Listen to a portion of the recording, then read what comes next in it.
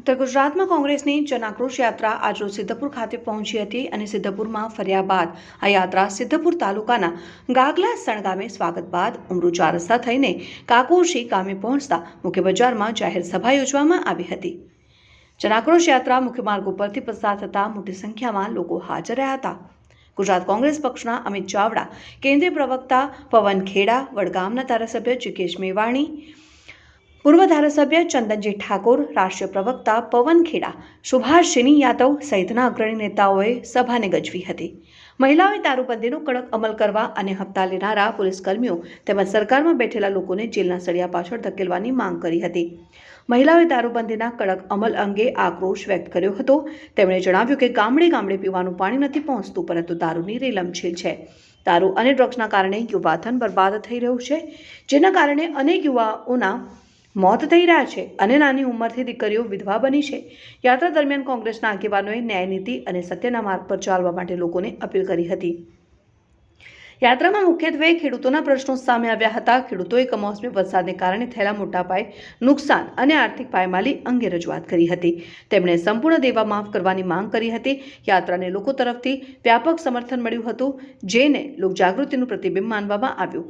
વિવિધ સમાજના લોકો, યુવાનો, મહિલાઓ અને વરિષ્ઠ નાગરિકોએ યાત્રામાં જોડાઈને એકતા અને જાગૃતિનો સંદેશ આપ્યો હતો।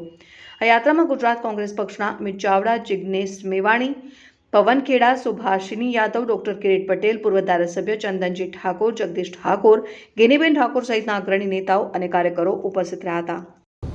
આવો બધા સાથે મળીએ અને એક નવું ગુજરાત બનાવીએ, એક ઉજળું ગુજરાત બનાવીએ, સાબિત કરીએ કે ગાંધી અને સરદારનું ગુજરાત છે, ઇન્દુલાલ યાજ્ઞિક અને રવિશંકર મહારાજનું ગુજરાત છે। આપણા ગુજરાતમાં એક પણ યુવાન એ ડ્રગ્સની ચુંગાલમાં ફસાવવો જોઈએ નહીં। તમે એક માણસ સોશિયલ મીડિયામાં લખો, લિસ્ટ જાહેર કરો, કોંગ્રેસ કાર્યાલયમાં પહોંચાડો, કોંગ્રેસના તાલુકા પ્રમુખને આપો, જિલ્લા પ્રમુખને આપો, ધારાસભ્યને આપો, જ્ઞાનીબેન સંસદ સભ્યને આપો, પૂર્વ ધારાસભ્યોને આપો। તમામ જગ્યાએથી ગુજરાતમાં જે ગુંજ ઉઠી છે એને ઇન્કલાબમાં તબદીલ કરી દો। કહી દો कि तुम्हारा बाप नो देश नहीं, ये धरती अपने आप की नहीं, तुम्हारे बाप की। आ खोखारो भाઈને કહેવાનો છું। છેલ્લે મારી વાણીને વિરામ આપું છું। આ તમામ લોકોને ફરી અપીલ કરું છું, ખેડૂતોના દેવા માફ કરો અને ગુજરાતમાંથી ડ્રગ્સનો કારોબાર સાફ કરો, ભાજપને સાફ કરો। આ કઈ મારી વાણીને વિરામ આપું છું।